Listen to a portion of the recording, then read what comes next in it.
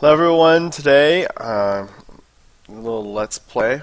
I'm just going to be automating the smelting of Fluxed Electrum Blend. I want to make fluxed ingots. Kind of make sure those are obtainable on demand. So to make a Fluxed Electrum ingot, we need Pyrotheum Dust and Fluxed Electrum Blend and an Induction Smelter.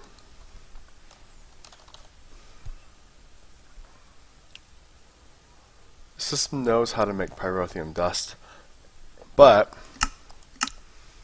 when we try to make a lot of... oh, wait. I thought there was an issue in trying to make a lot. Yes, it gets stuck. And what does it get stuck on again?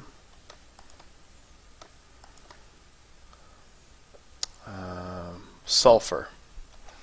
It gets stuck on sulfur. So we're going to teach it how to make sulfur. And in fact, we're going to tell the system to always keep a certain amount of sulfur on hand at all times. For this, we're going to need an induction smelter and a level emitter.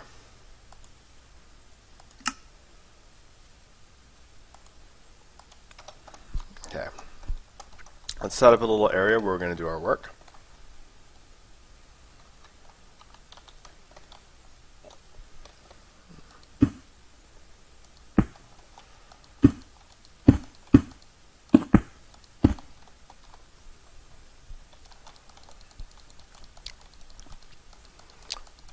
I'm just making a platform for additional automation. I've been kind of running low in space, so this was just an additional automation platform. Well, this is probably a good connection point here. You know, I'm going to just destroy this actually.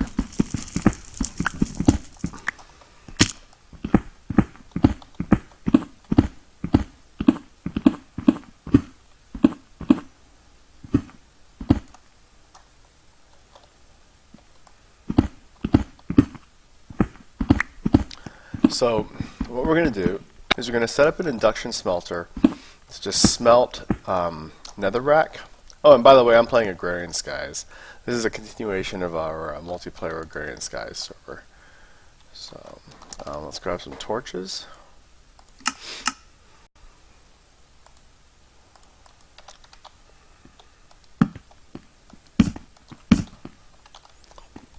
And we're going to set up an induction smelter that is told to smelt netherrack and soul sand, as long as the amount of sulfur in the system is below a certain level. And the reason is because we have a large amount of both netherrack and soul sand in the system. Let me show you guys that right now. So you can see that soul sand we have 3,000, and netherrack we have, well, 513, but we already have a system over here that's basically being told to keep netherrack in the system at all times. So I'm just doing a fairly similar system. So let's get our induction smelter laid down first.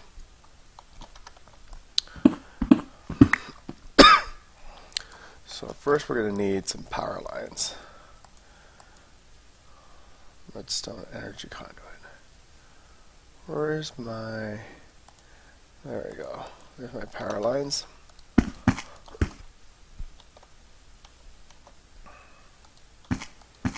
I'll just hook into the existing power line.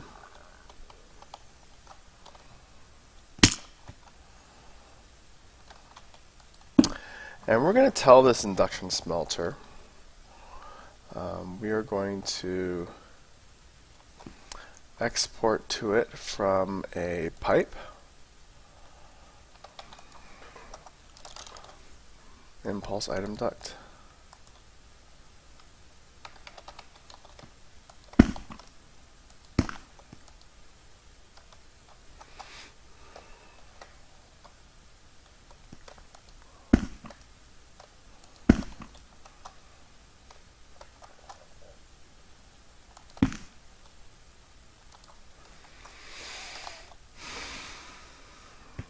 chest. So we're going to hook a chest up here, and we're going to be telling the system to route the items into these different ducts from the chest, and we're going to need servos on all these different outlets. So we'll do that next, but first let's set up this, and then we need some servos and a cover. So let's make ourselves, we need 2 servos and we need a cover.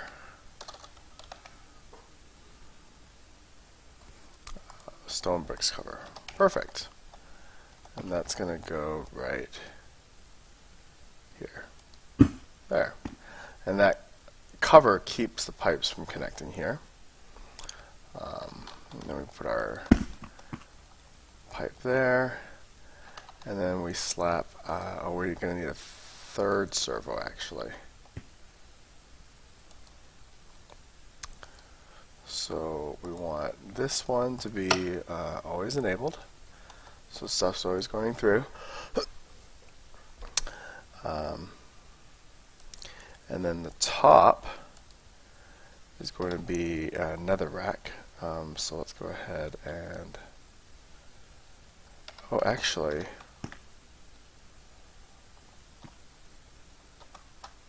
you know what? This is wrong, because we actually want to export 2 items at once. And we're going to be doing this passively. So I did this wrong. Since we're exporting this passively,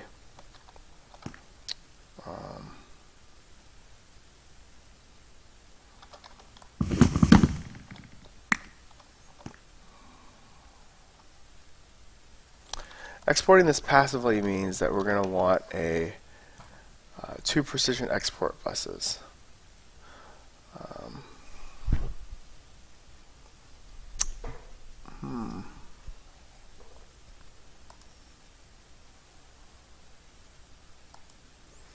Actually, basic export buses will be fine.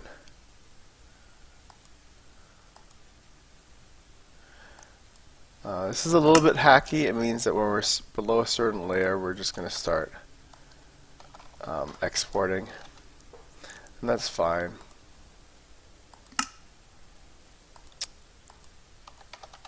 Now, I don't like to use dark cables, because dark cables cause your network to flicker when you're accessing it every time the network gets reconfigured.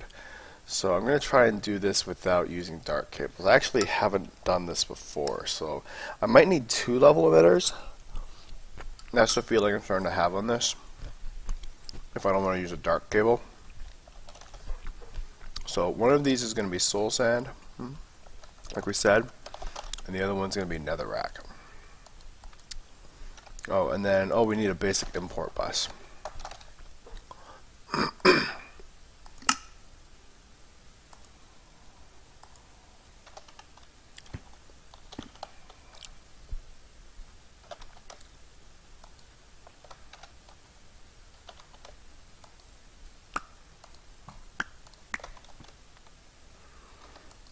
And then outputs are both going to go out the side. And for clarity, I like to turn my other ports off so that there's no confusion about what's going on here. So we got a purple input, a green input, and the orange output. Great. So we're going to import from here. We're going to export netherrack and soul sand. Oh, we're going to need to use precision export buses after all, because basic export buses can't be turned off with a redstone signal. So, looks like I was trying to save a couple materials by using the basic export rather than the precision export, but it looks like I'm not going to have a choice. So let's go ahead and export the precisions over here. So this is active with a signal, and this is active with a signal as well. Ideally, there'd be one, oh wait, maybe I can do it with a level emitter.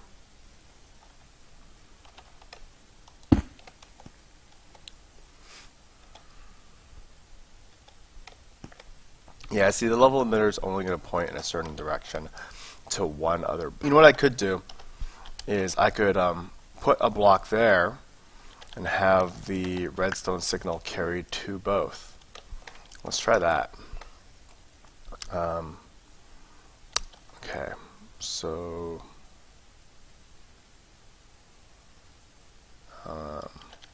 yeah, let's have the redstone signal carry it. Of course, I'm so dumb.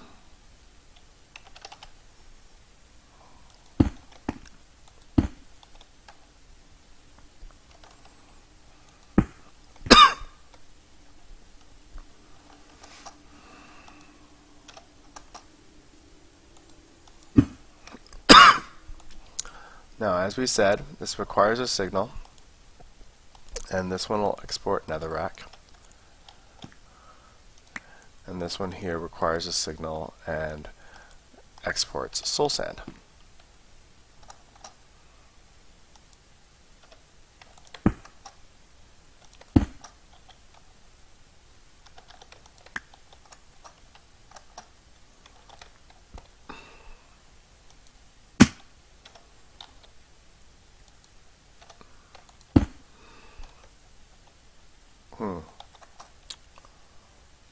I don't like the way this signal is being propagated. Let's route the cable along here.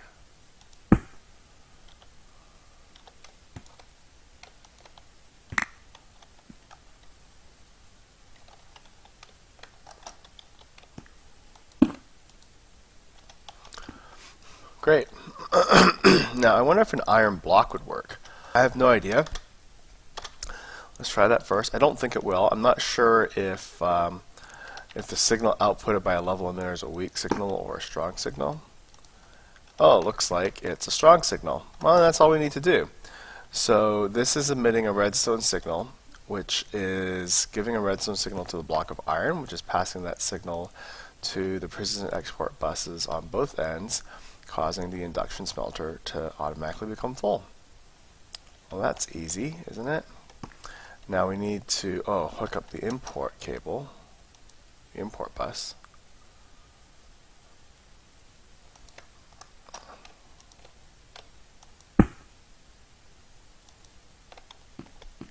Oh, we don't even need this anymore, right? Because AE1 is not microblock compatible, so you can't do stuff like that.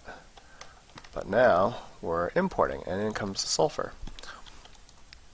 And now to show you that this actually works, let's set the level emitter. Hey, where's my sulfur? Oh, but the sulfur is being automatically consumed already because the order for the dust that we put in earlier is still running. Let's go ahead and cancel that order so we can actually have some of our sulfur. And the sulfur is going to be used to set the level emitter. Good.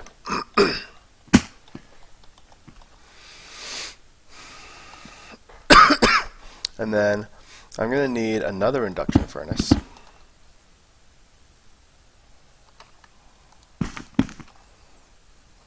Induction smelter. And this one I am going to use for the cooking of the dust. So let me grab all the stuff that I just finished putting away, because that was not very smart of me.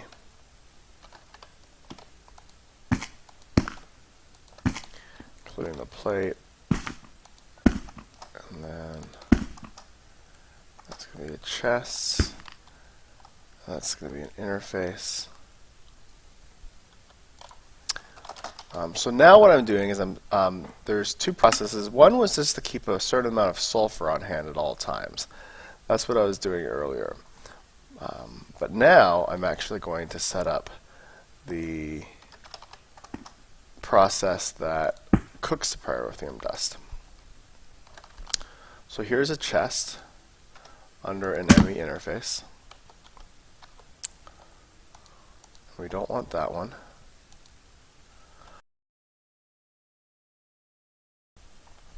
And this is where we want that cover again.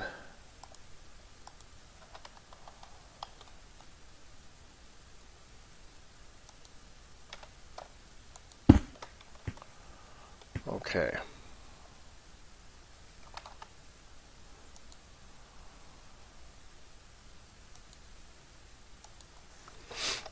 You know, honestly, I could probably, because I'm only doing one recipe, I could probably feed the contents straight in. I'm going to try doing that for my first iteration.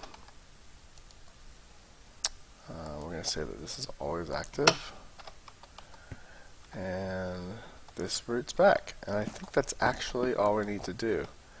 So let's take a look at the sulfur check. So what we're going to do is, you can see that this is just exporting continuously. But I'm going to change this level emitter now to say only emit a redstone signal when the sulfur is below or equal to the limit. So let's say that we want, I don't know, 16 sulfur at all times. So, oh, well, now of course it's emitting a signal, but just for testing purposes, let's say that we said 4. So now there is no redstone signal because our ME system has 8 sulfur. And what an interesting side effect of this is, still 64 netherrack and soul sand in here, so it's going to overshoot by a little bit. But that's okay. We're just trying to keep a decent amount in there. We're not trying to, conserve on soul sand or netherrack. So now we're going to be able to say always keep 64 sulfur on hand. So that's great. And now we move on to our friend the Induction Smelter. So this is where I wanted to cook the blazing pyrotheum on demand, right? Fluxed Electrum. So Fluxed Electrum is made from 2 blend and 1 Pyrotheum Dust. So I grab 1 Pyrotheum Dust and 2 Fluxed Electrum Blend and Fluxed Electrum. Okay, so we're going to have to actually cook some of this because we want to teach the ME system the recipe. And I don't know that we can do that without a finished bar as well. So let's go ahead and head to the induction smelter that we had here. And I'm going to go ahead and actually put 2 in here. Oh, I can't because I covered the chest. Okay. You know what? Let's go ahead and pull this up. There. And then I'm going to put 2 of that in there and 1 of that. And then we'll do put our interface down. And you can see, oh,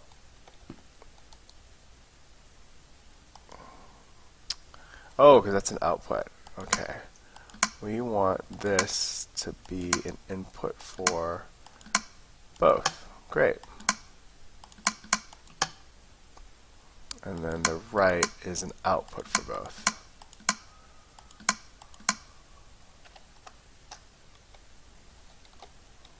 And then we'll hook this up to the ME cable.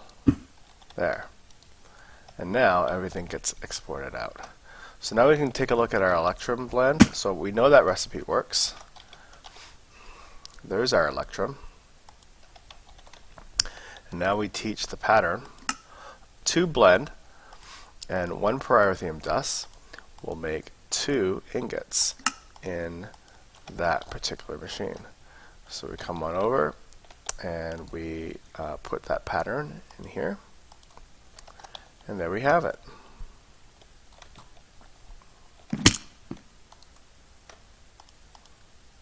So let's go ahead and request some ingots. Let's request 64 ingots. So it needs to do a lot. It needs to craft the flux blend, it needs to craft Electrum, it needs to do a whole bunch of different things. Let's see how it does. So if we come over and watch our machines, obviously we're low on sulfur, right? We don't have the 64, so this is just churning out sulfur, which we're going to need. This chest is indeed feeding into the induction smelter, and in goes the blend. Oh, we're off by 1 here. There might be a problem with the recipe. Maybe that was left over from before due to a screw up. I'm really not sure.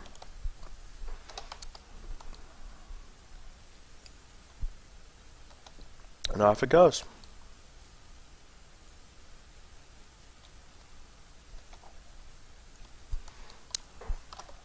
Well, now we've taught our system how to make a Fluxed Electrum Blend. So, catch you guys later.